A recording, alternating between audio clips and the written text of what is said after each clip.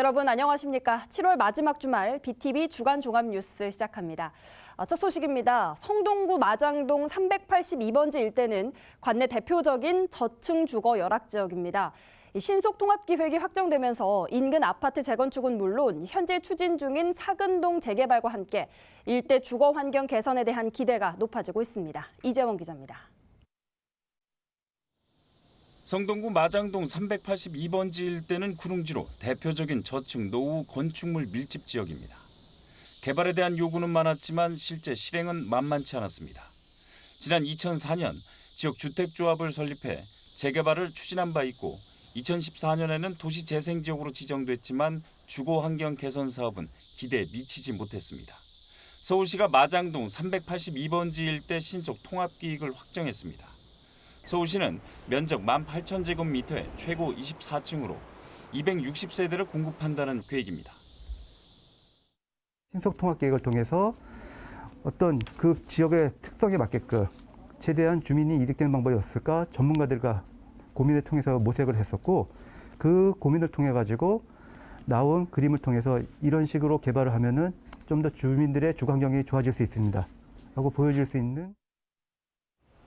시는 3가지 신속통합기 계획 원칙을 세웠습니다. 먼저 사근동 298번지 일대 재개발, 마장 세림아파트 재건축과 연계해 진입도로와 보행로를 일괄 정비하는 등 통합계획을 수립합니다. 이에 따라 마장 역세권과 청계천으로 이어지는 보행체계를 구축한다는 계획입니다. 해당 지역의 고조차가 35m에 달할 정도로 가파른 경사지인 만큼 용도지역 상향을 통해 사업 실현성을 높였습니다. 풀어야 할 숙제도 있습니다. 전체 구역 면적의 29%가 한양대, 6.8%가 종교시설 부지로 주민을 포함해 3자 간 협의를 통한 토지 정리가 필수입니다. BTV 뉴스 이재원입니다. 강서구 등촌 이동이 모아타운 대상지로 지정됐다는 소식 전해드린 적이 있습니다. 기대감이 점점 커지고 있는데 주민들은 이번 모아타운 대상지에서 빠진 일부 상가 지역까지 포함시켜서 개발하는 방안을 추진하고 있습니다. 김대우 기자입니다. 서울 강서구 등촌 이동 주민들은 주거 환경을 개선하기 위해 그동안 여러 개발 사업을 추진해왔습니다. 도심공공주택 복합 사업과 모아타운이 대표적입니다. 최근 그 결실을 맺었습니다. 모아타운 대상지로 선정된 겁니다. 모아타운이 되는구나라는 그런 기대감에 기존에 조금 관심이 부족하셨던 분들도 많은 관심을 가지고 사무실도 찾아오시고 전화도 주시고. 이에 따라 등촌동 515-44 일대와 520-3 일대는 모두 6개 구역으로 나눠 모아주택이 추진됩니다. 2,400세대 가까이 공급될 전망입니다. 그러나 현재 상가가 있는 일부 지역은 이번 모아타운 대상지에서 제외됐습니다. 주민합의체는 이 상가 지역을 새로운 구역으로 지정한 뒤 함께 개발하는 방안을 추진할 방침입니다. 상가 지역 개발 비용을 줄이는 한편 주 출입로와 통학로를 보다 넓히기 위해서입니다. 착공을 같이 들어갔을 때 요새 이제 시공비와 인건비와 자재비와 이런 것들이 너무 많이 올라가서 금융비도 올라가서 이거를 함께 묶어서 좀 저렴한 비용으로 그리고 이제 좀 규모의 경제를 누릴 수 있도록. 등촌이동 모아타운 주민합의체는 최근 대상지로 지정된 1구역에서 6구역은 내년 상반기 안에 조합 설립을 마친다는 계획입니다. 또 2025년 착공에 27년 준공하는 걸 목표로 하고 있습니다. BTV 뉴스 김대우입니다. 남산 고도 제한이 최대 40m까지 허용되는 등 일부 완화됐습니다. 서울시의 신고도지구 구상이 근건데요. 하지만 서울시 중구의 다산동과 회원동의 경우는 조건부 완화가 발목을 잡으면서 주민들이 철회를 요구하고 나섰습니다. 이재원 기자입니다. 중구 회원역 인근 일대는 이번 고도 제한 완화로 최고 36m까지 높이 규제가 풀렸습니다. 하지만 바로 옆 회원동 주민센터 일대는 고도가 조건부 완화됩니다. 일정 기준을 충족하면 서울시 도시계획위원회 심의를 통해 최대 8m까지 올려주는 조건입니다. 조건에 따라 8m가 되지 않을 수도 있다는 얘기입니다. 다산동의 경우도 마찬가지. 다산동 주민센터 일대는 완화 시 최대 20m까지 허용됩니다. 이에 다산 회원동 주민 775명은 조건부 완화를 재고해달라며 연명부를 중구청에 제출했습니다. 당초에 조건 없이 일괄적으로 8m 정도의 또 비변화가 있었는데 이 지역만 조건부 완화로 해서 단서 조항이 좀 붙어 있습니다. 그래서 그 부분에 대해서 주민들께서는 타 지역과 좀 마찬가지로 조건부 완화 말고 일률적으로 같이 완화를 적용을 받을 수 있도록 해달라는 그런 요구들이 상당히 많이 있습니다. 군은 이외에도 고도지구 지정 이전에 지어진 건물이 현재 높이 제한을 초과했어도 재건축 시 기존 높이를 최소한 보장해 줄 것을 서울시에 건의할 예정입니다. 남산 고도지구 내 해당 건축물은 66개 동에 달합니다. 이와 함께 주차장 등 필수 생활 인프라 구축 등 주거 환경 개선을 위한 공공 지원을 요청키로 했습니다. 서울시 신고도지구 구상은 서울시 의회 의견 수렴을 거쳐 도시계획위원회 심의를 통해 연말에 결정될 예정입니다. BTV 뉴스 이재원입니다. 네, 이어서 강서구청장 보궐선거 관련 소식 전해드립니다. 이번 보궐선거는 지난해 지방선거와는 달리 여러 명의 후보가 나설 것으로 보입니다. 현재까지 7명을 예상해 볼 수 있는데 김대우 기자가 정리해드립니다. 지난해 치러진 지방선거에서 강서구청장 후보는 단 둘이었습니다. 국민의힘과 더불어민주당 후보가 맞대결을 펼쳤습니다. 그러나 이번 보궐선거는 다른 양상을 띠고 있습니다. 지방선거보다 경쟁률이 확 높을 전망입니다. 국민의힘은 공천 여부를 아직 확정하지 않은 걸로 전해지지만 지역 정치권에선 후보를 낼 거란 전망이 우세합니다. 더불어민주당은 후보 검증이 조금 지연되는 분위기지만 강서구청장 보궐선거 공천은 기정사실화된 상황입니다. 여기에 우리공화당과 진보당은 이미 후보를 확정 짓고 선거전에 나섰습니다. 이렇게만 해도 벌써 4명인데 다른 정당 후보가 더 있을 걸로 예상됩니다. 정의당은 녹색당 등과 연대해 강서구청장 보궐선거에 나서는 방안을 추진하고 있습니다. 다가오는 10월 11일 강서구청장 재보궐선거를 노동과 기후 녹색 가치와 비전에 동의하는 모든 개인과 세력들의 힘을 모아 공동선거를 추진하겠습니다. 새로운 정당을 준비하고 있는 금태섭 전 국회의원도 보궐선거 후보 공천을 고민하고 있습니다. 금 전 의원은 BTV 취재진과의 통화에서 열심히 고민하고 있다고 밝혔습니다. 양양자 국회의원 역시 한국의 희망이란 신당 창당을 추진 중인데 보궐선거 후보를 낼 걸로 전해지고 있습니다. 현재 예상해 볼 수 있는 강서구청장 보궐선거 후보는 모두 7명. 다자 대결이 불가피한 상황에서 만약 무소속 후보까지 나온다면 경쟁률은 더 치열해질 전망입니다. BTV 뉴스 김대우입니다.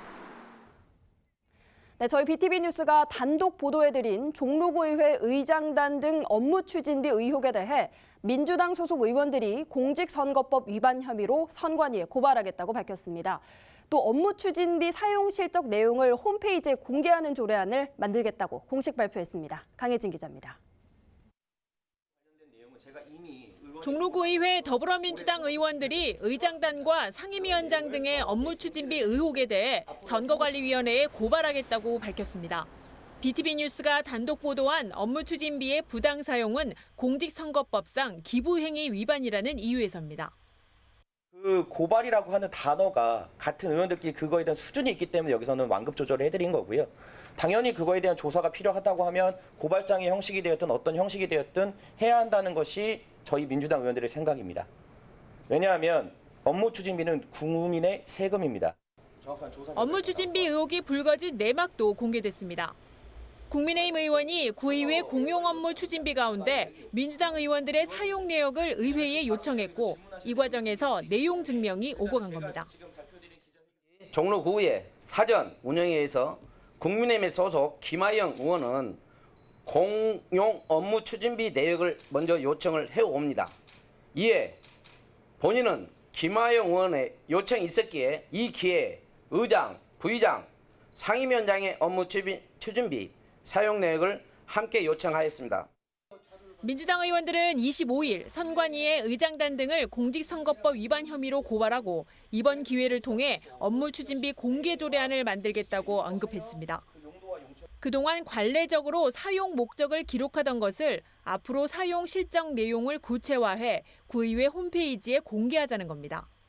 그러나 종로구의회 소속 더불어민주당 의원들이 의장단 등 선거 무효 가처분 신청을 행정법원에 접수한 만큼 업무추진비 공개 조례에 대한 국민의힘 소속 의원들과의 협의가 남아 있습니다.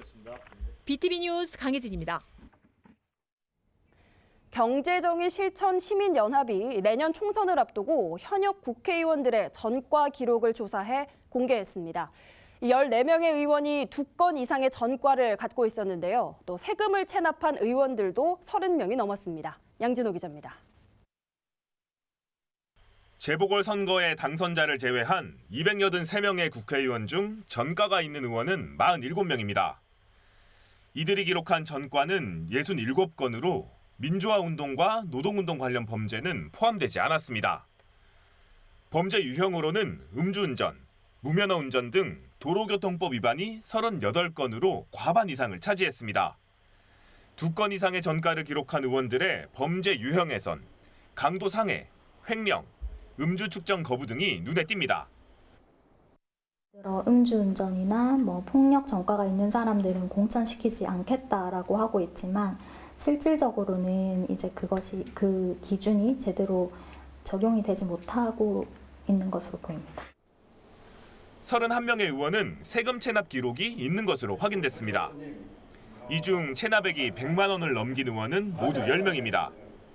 전체 체납액은 약 1억 원으로 파악됐습니다. 이 밖에 여성 의원 등 군복무 의무가 없는 의원을 제외하고 병역을 마치지 않은 현역 국회의원은 모두 44명으로 집계됐습니다. 각종 범죄 경력을 가진 분들도 공천을 받아서 나오시고 또 부동산 투기를 근절하겠다고 했음에도 불구하고 과다한 부동산을 가지고 계시거나 과다한 주식 또는 이번처럼 가상자산 투기까지 논란이 되는 분들도 지금같이 이렇게 허술한 공천 기준을 가지고 있거나 예외 조항을 둔다면 또 나올 수 있지 않겠느냐. 경실련은 이번 조사 결과가 정당들이 공천 기준을 만들어 놓고도 예외 규정을 두면서 기준 자체가 유명무실해졌기 때문이라고 지적했습니다. 이들은 내년 총선을 앞두고 부정부패와 선거범죄 등의 전과를 기록한 현역 의원들에 대한 공천 배제 운동을 진행할 예정입니다. BTV 뉴스 양진호입니다.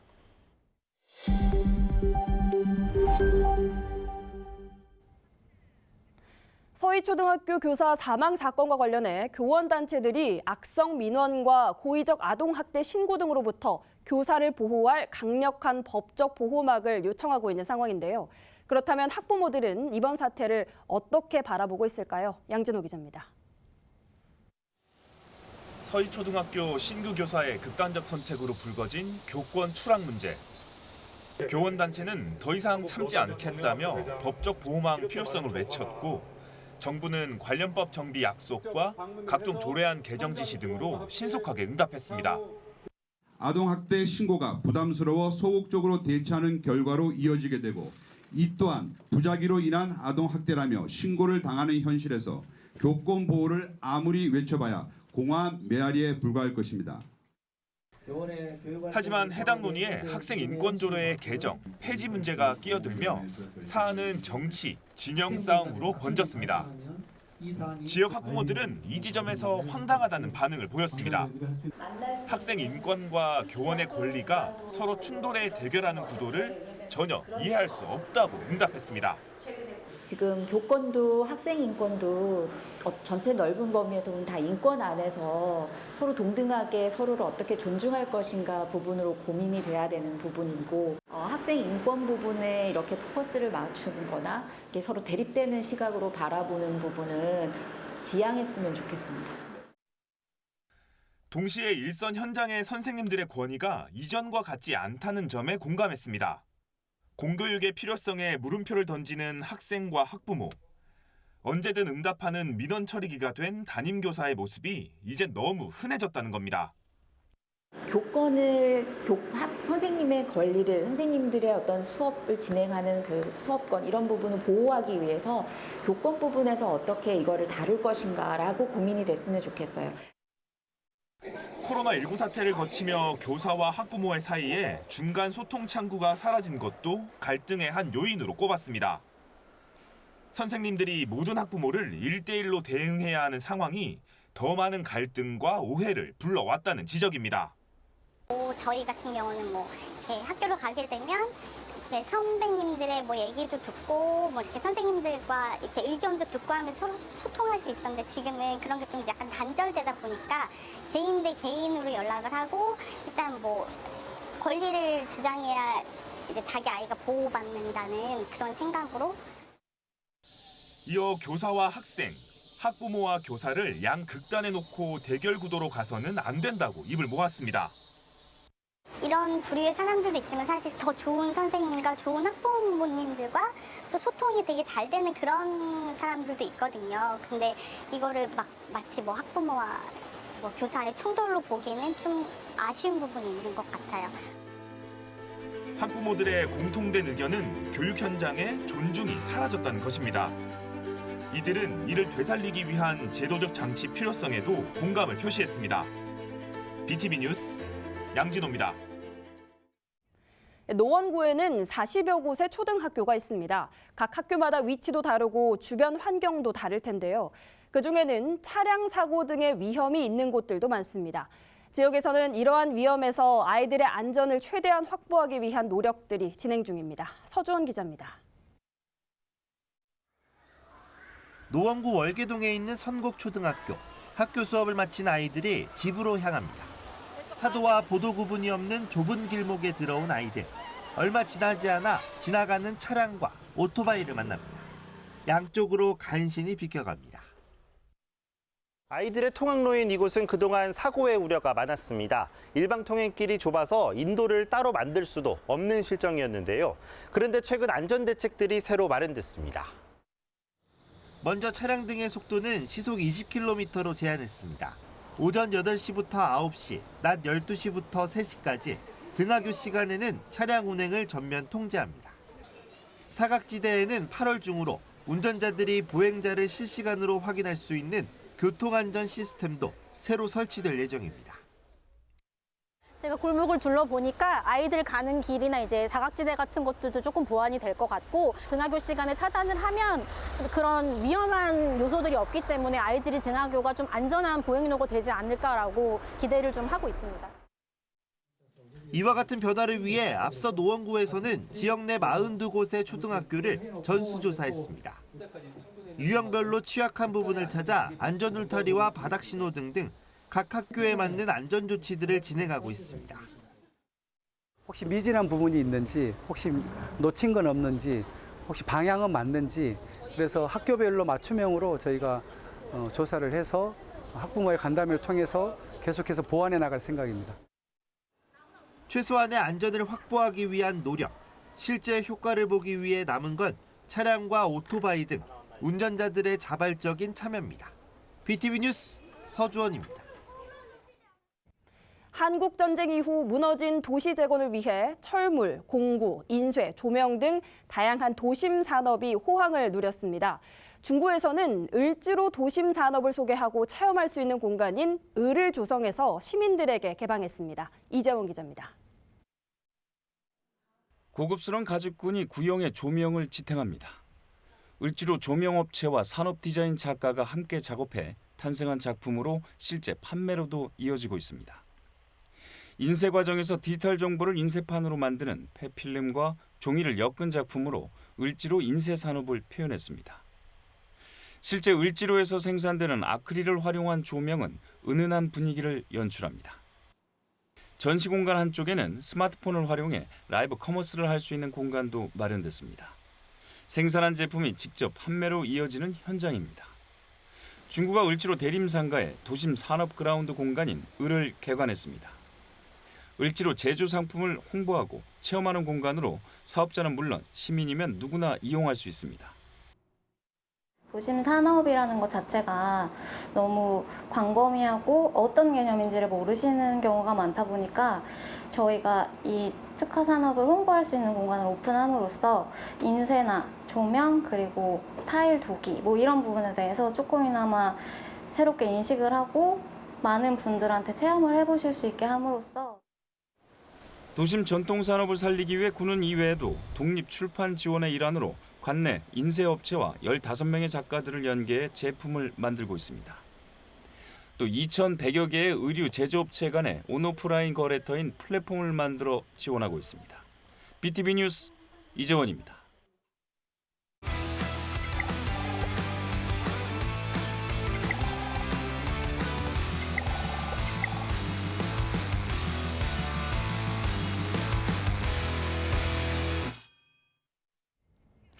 지역의 다양한 정보와 이슈를 전하는 주민통신원 시간입니다. 얼마 전에 기습폭우로 경북 예천과 충북 오송에 수많은 사람이 목숨을 잃는 등의 비 피해가 컸습니다. 이렇게 예상치 못한 기후 재난이 잦아지고 있는데요. 이런 기후 위기를 대응하는 방법 가운데 하나가 탄소 배출을 줄이는 겁니다. 가정에서는 전기 사용량을 줄이는 것도 하나의 방법이라고 하는데요. 어떻게 실천하면 좋은지 주민통신원이 직접 취재를 했습니다. 성동구를 담당하는 서성원 통신원을 화상으로 연결해 자세한 내용 알아보겠습니다. 안녕하십니까? 네, 성동구 통신원 서성원입니다. 네, 반갑습니다. 탄소 배출 감소는 전기 사용과 관련이 있다는 내용을 직접 취재를 해주셨는데 먼저 시청자들이 이해할 수 있도록 어떤 내용인지 구체적으로 설명을 해주시죠. 2021년 탄소 배출에 대한 환경부 자료를 보면 산업 분야 비중이 60%에 가깝습니다. 그러니까 탄소 배출을 획기적으로 줄이려면 산업 분야가 확 달라져야 합니다. 그렇다고 가정에서 할 수 있는 일이 없는 건 아닙니다. 그 중에 하나가 전기 사용량을 줄이는 일입니다. 같은 통계 자료를 보면 공공전기나 열을 생산하는 데 배출한 탄소가 33%입니다. 가정에서 전기를 덜 쓰는 게 탄소 배출을 줄이는 것입니다. 가정에서 손쉽게 전기 사용량을 줄일 수 있는 방법이 있을까요? 있습니다. 온실가스 진단 컨설팅을 신청하면 됩니다. 네, 온실가스 진단 컨설팅 정보를 전해주셨는데 구체적으로 어떻게 신청해야 컨설팅을 받는지 궁금합니다. 자기가 사는 곳 지방자치단체에 신청하면 됩니다. 제가 사는 곳 성동구를 예를 들면 성동구청 홈페이지에서 신청합니다. 지난 5월부터 선착순 신청을 받았는데요. 아직도 가능하다고 합니다. 6월부터 11월까지 150가구를 컨설팅하는데 시민들이 적극적으로 신청하지 않아서 자리가 남아있다고 합니다. 네, 살고 있는 자치구에 신청할 수 있다는 건데요. 온실가스 감축에 관심이 있는 시청자분들을 위해서 어떤 방법으로 컨설팅을 진행하는지 자세히 좀 소개를 해주시죠. 컨설팅 신청서를 내면 컨설턴트와 방문 일자를 맞추게 됩니다. 정해진 날짜에 전문 컨설턴트가 집으로 와서 전기, 가스, 수도 등을 진단해 줍니다. 낭비되는 에너지를 분석하게 되는데요. 전기 사용량을 중점적으로 진단합니다. 컨설팅이 끝나면 3개월간 에너지 사용량을 모니터링해 줍니다. 온실가스 진단 컨설팅으로 전기 요금을 줄이고 탄소 배출까지 줄이는 일석이조 효과를 거둘 수 있습니다. 네, 탄소 배출을 줄이는 방법 가운데 가정에서 에너지 사용량을 줄이는 것도 가장 쉽게 실천할 수 있는 좋은 방법이 될 것 같습니다. 실제 컨설팅을 받은 분들의 반응은 좀 어떤가요? 두 분의 컨설턴트와 가정을 방문해서 컨설팅하는 현장을 함께 했는데요. 집안에 사용하는 모든 전기 제품을 점검합니다. 에어컨, 세탁기, 전기밥솥, 냉장고, 전자레인지, 조명, 보일러까지요. 제가 컨설턴트가 아니어서 자세하게 얘기할 수는 없지만 한 가지는 말씀드릴 수 있습니다. 가정에서 각종 전기 제품을 사용할 때 콘센트를 꽂아두곤 하는데요. 이때 대기 전력이 낭비되는 경우가 많았습니다. 컨설팅을 받은 주민의 얘기를 직접 들어보겠습니다. 우연찮게 그 에너지 전략의 컨설팅이 있다고 그래서 이거를 받게 됐는데요. 받고 난 후에 그 상황은 되게 만족하고요. 제가 저 나름대로 전력을 굉장히 많이 절약하고 있다고 생각을 했는데 아이들 방이나 이런 콘서트가 사용을 안 하면서 꽂혀 있는 게 너무나 많은데 그거를 직접 와가지고 체크를 해주는데 그 전력이 너무나 소모가 되고 있더라고요. 그래서 그런 걸 알게 돼서 너무 좋았고요. 앞으로 모든 전력을 감수하기 위해서 저한테 도움 주신 게 너무 감사했습니다. 네, 끝으로 온실가스 진단 컨설팅을 취재한 소감과 함께 전기 사용 줄이기에 대해 얼마나 좀 체감하셨습니까? 온실가스 진단 컨설팅은 가정에서 전기 사용량을 줄이는 것인데 이것은 탄소 배출과 관계가 있습니다. 하지만 국민들 관심이 적은 데다 사업을 널리 알리지 않아서 신청자가 적은 것이 아쉬웠습니다. 산불, 가뭄, 폭염, 폭우와 같은 기후 재난이 빈번하게 일어나고 있습니다. 이런 점으로 볼 때 온실가스 진단 컨설팅 사업은 확대해야 한다는 생각이 들었습니다. 더 많은 가구가 컨설팅 혜택을 받을 수 있게 관련 예산을 늘려야 하지 않을까 싶습니다. 컨설턴트도 늘리고 활동비도 더 지급하고요. 취재하는 날 최미와 김유미 두 분의 컨설턴트는 왕십리에서 컨설팅을 마치고 송경동으로 이동했습니다.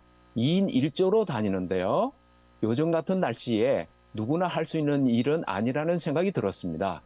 보다 나은 지구를 자식들에게 물려주고 싶어서 이 일에 봉사하고 있다는 김유미 컨설턴트가 말했습니다. 그 말이 7월의 햇빛보다 더 뜨겁게 느껴지는 하루였습니다.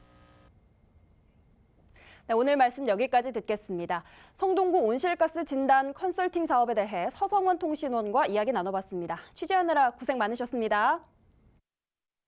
네, 감사합니다.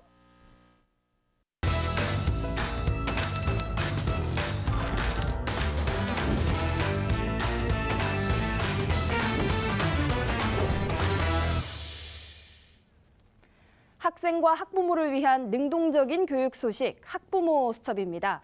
2024학년도 대학 수학 능력 시험이 이제 석 달 앞으로 다가왔습니다. 곧 수시 모집이 시작되는데요.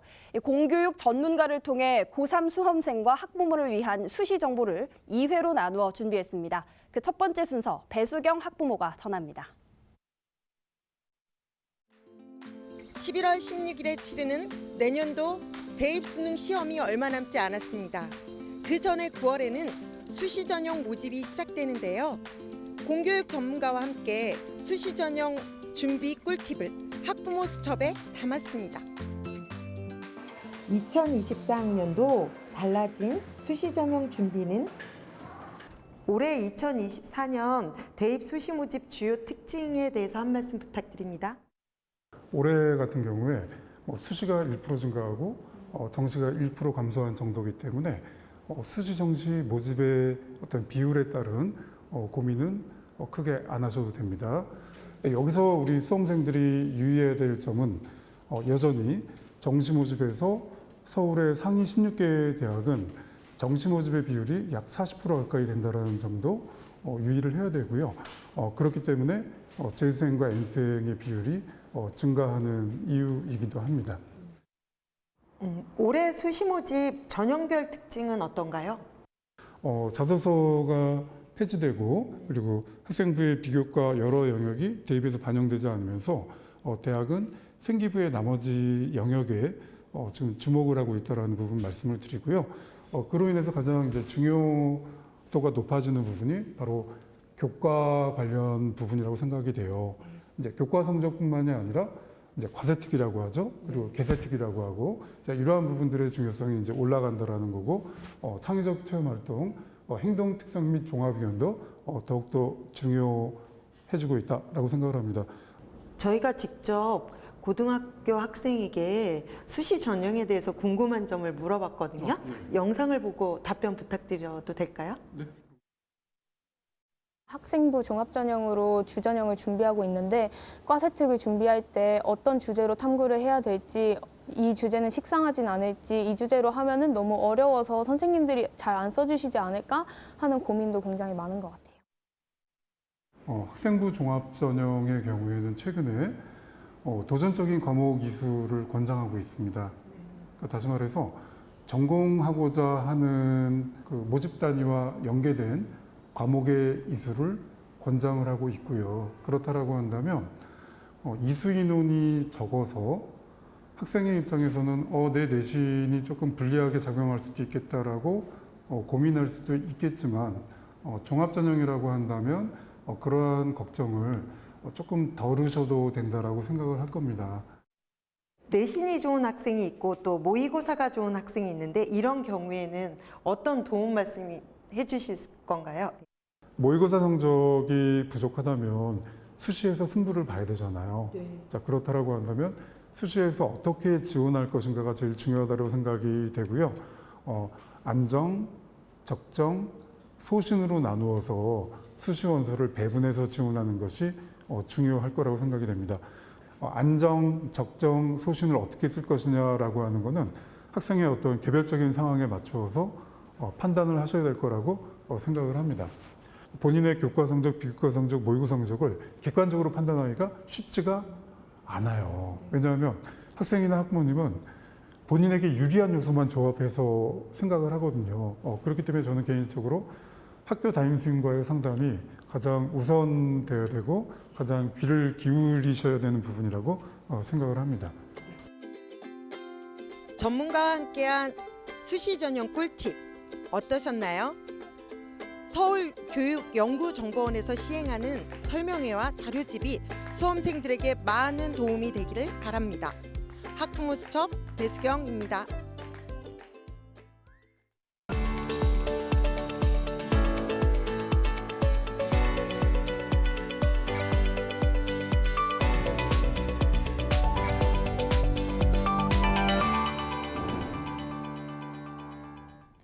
한 주의 서울 소식을 전하는 위클리 서울입니다. 서울시가 고액 체납자의 세금 징수를 위해 서울세관과 첫 합동 가택 수색을 벌였습니다. 이 세금 낼 돈이 없다는 체납자 집에서는 명품 가방과 귀금속들이 줄줄이 나왔고 세금을 회피하기 위해 집 명의도 바꿨습니다. LG 헬로비전 김호 기자입니다. 서울시 양천구의 한 아파트. 서울시 38 세금 징수과와 서울세관 직원들이 현관문을 두드립니다. 계세요? 잠시 뒤 문이 열리고 한 남성이 나옵니다. 8,500만 원의 세금을 내지 않은 고액 체납자입니다. 징수반이 안으로 들어가자 대뜸 신세 한탄부터 합니다. 제가 투자를 잘못하는 친구한테 그래고 망가진 거예요. 하지만 방안을 수색하자 고가의 제품들이 무더기로 나옵니다. 이름만 들어도 알만한 명품 가방들이 선반에 가득하고 서랍장에서는 고가의 시계와 지갑, 외국 지폐가 쏟아져 나옵니다. 지갑을 보관하던 상자에서는 현금 뭉치도 나왔습니다. 여기 뭐가 더 안 하네? 100만 원이 나왔네. 100만 원. 압류된 물품이 목록 한가득입니다. 인천 미추홀구의 또 다른 아파트. 22억 원의 세금을 안 낸 체납자의 집입니다. 못 오신다고 하면 저희 강제 개문하고 여기 확인할 거니까 어떻게 하시겠어요? 강제로 문을 열고 들어가 집안 곳곳을 살펴보니 금반지와 목걸이 등 귀금속과 고가의 양주가 나옵니다. 30년 전이요. 이거 얼마 정도 되죠? 예, 또 5, 60은 가죠. 이 체납자는 세금을 안 내기 위해 아파트를 부인 명의로 이전한 것으로 드러났습니다. 김 씨 주소지를 가봤는데 거기에는 살지를 않고 이제 아내분하고 같이 사는 것으로 추정이 되어서 서울시와 서울세관이 처음으로 공조를 통해 고액 체납자 3명의 집을 수색했습니다. 3명이 안 낸 세금만 23억 원에 이릅니다. 현장에서 압류한 명품 가방과 귀금속 등은 공매를 거쳐 국고에 환수될 예정입니다. 서울시는 앞으로 관세청과 체납자의 수입 통관 자료를 제공받는 등 공조를 강화할 계획입니다. 헬로티비 뉴스 김호입니다. 마약 청정국 하면 우리나라가 거론되던 때가 있었습니다. 그런데 이제는 옛말이 됐죠. 지난해 국내에서 단속에 적발된 마약류 사범만 2만여 명에 달하는데 이 중에 60%는 39세 이하였습니다. 마약류 사범의 저연령화가 가속화되면서 각 행정기관은 마약 대처에 분주한 상황입니다. 딜라이브 이재용 기자입니다. 지난해 집계된 국내 마약류 사범은 총 18,000여 명입니다. 이 중 59.8%가 39세 이하였는데 5년 전에 비해 109% 급증했습니다. 30대 이하 청년들, 그중에서 10대 이하 청소년들이 이 마약류에 노출되었고 쉽게 중독된다는 건데요. 더 빨리 중독되고 또 회복되는 기간은 훨씬 더 길다는 통계가 있습니다. 그 이유가 뭐라고 보십니까? 미래에 대한 어떤 폐해에 대한 정확한 정보를 알지 못하고 있다. 화목한 가족의 균형이 깨지고 또 사회생활을 해야 되는데 모든 것에서 본인은 차단되고 고립됩니다. 그 위험성을 제대로 알아야 되고 마약류는 국제우편과 특송화물, 항공여행자 등 여러 경로를 통해 국내에 반입되고 있습니다. 마약 청정국은 이제 옛말이 됐습니다. 수도권도 예외는 아닙니다. 지난해 4월에서만 마약류 단속에 4,600여 명이 단속됐습니다. 전국의 25.4%로 마약류 단속의 60.6%는 수도권에서 적발됐습니다. 적발된 마약 종류는 향정신성 의약품이 가장 많았고 대마와 마약이 그 뒤를 이었습니다. 국내 마약 유통은 다크웹과 SNS 등을 통해 확대되고 있는 상황입니다. 대검찰청은 모니터링 시스템을 통해 인터넷에서의 마약류 판매 광고를 24시간 감시 적발하고 수집된 정보는 일선 검찰청에 전달해 마약 유통 수사를 확대하겠다고 밝혔습니다. 지역에서도 국민의 건강을 보호하기 위한 움직임이 이어지고 있습니다. 최근 구로구의회에선 아동과 청소년기부터 마약류와 유해 약물에 대한 예방 교육을 할 수 있는 근거 조례안이 통과됐습니다. 식품의약품 안전처장이 공식적으로 하수 처리장에서 필로폰이 검출되었다라고 인정을 했습니다. 그러니까 우리나라가 사실은 생각했던 것보다 마약 청정국이 아니었던 거죠. 그 예방 교육의 실제적인 실효성을 가질 수 있도록 했습니다. 최소한 어린 시기부터 해서 노출이 되기 전에 예방을 하는 차원에서 실효성 있는 정책, 예방 정책을 해나가고자 하는 것들이 이 조례에 담겨 있습니다. 현재 서울 25개 자치구 가운데 11개 구에선 마약류와 약물의 오남용을 예방하거나 방지하기 위한 조례안이 제정되어 있습니다. 지난 2018년부터 5년간 서울 시민의 마약류 사범 수가 꾸준히 증가하고 있는 만큼 마약으로부터 시민의 건강을 보호하기 위한 예방 교육이 그 어느 때보다 절실한 상황입니다. 딜라이브 뉴스 이재용입니다.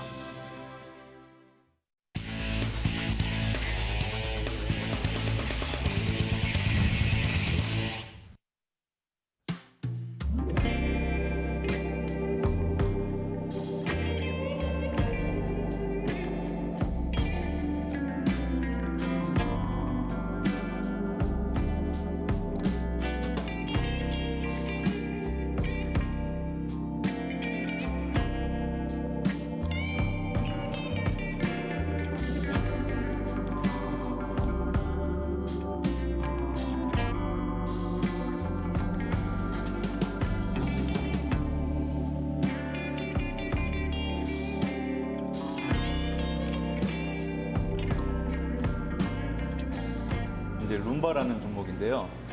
룸바는 남자와 여자가 같이 느린 음악에 서로 감정을 교류하면서 사랑을 생각하면서 춤을 출 수 있는 종목이고요. 이 이외에도 이제 차차차, 삼바, 파소도블레, 자이브라는 총 5가지 라틴의 종목이 있습니다.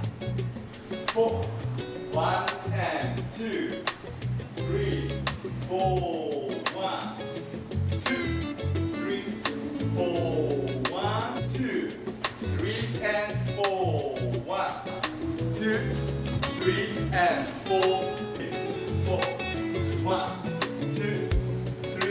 1, 2, 3. 다른 사람이랑 많이 소통할 수 없어서 근데 댄스를 통해 다른 학생들 선생님들랑 소통할 수 있어서 그래서 댄스 자주 하고 싶어요. 자기를 표현하고 상대방과의 호흡을 맞춰서 어떤 멋있는 작품을 하나를 만들어 나간다고 생각을 하면서 하면 할수록 제 자신이 좀 더 업그레이드가 되는 것 같아서 너무 즐겁게 하고 있습니다. 일단은 되게 매력적이고 그리고 굉장히 섬세하다고 느꼈어요. 저희가 표현하는 것들이 이제 뭔가 좀 완성이 될 때 굉장히 좀 약간 보람이 느껴지고 그런 것 같습니다.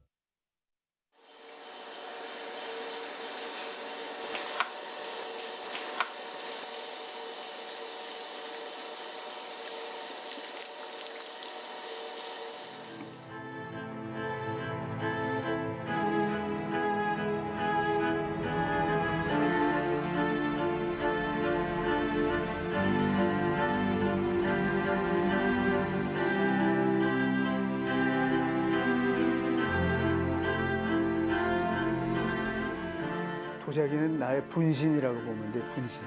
거기에는 나의 모든 일생이 다 거기 들어있고 철학이 들어있고 모든 에너지가 다 내가 만드는 도자기에 거기에 함축돼 있거든요.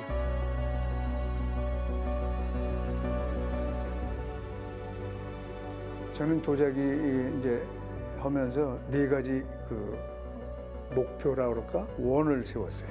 그게 하나가 이 세상에서 가장 아름다운 청자를 만들어가자. 가장 섬세하고 정교한 작품을 만들어가자. 큰 대작을 한번 만들어보자. 이 과정들을 수행으로 생각하자.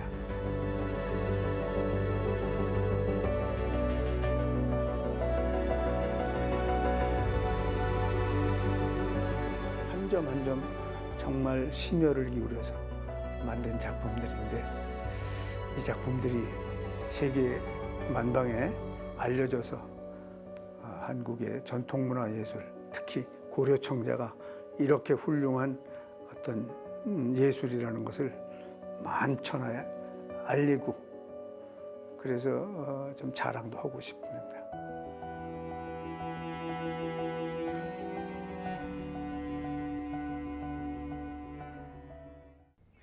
네, 공식적으로 장마가 종료됐고 폭염이 기승을 부리는 8월을 앞두고 있습니다.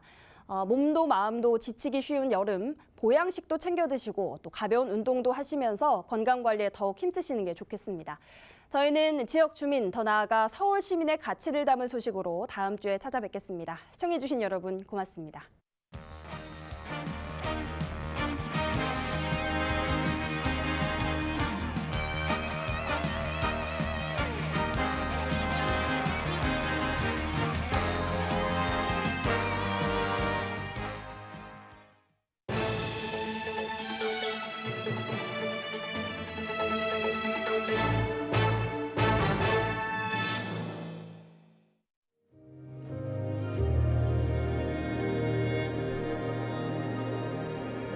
음.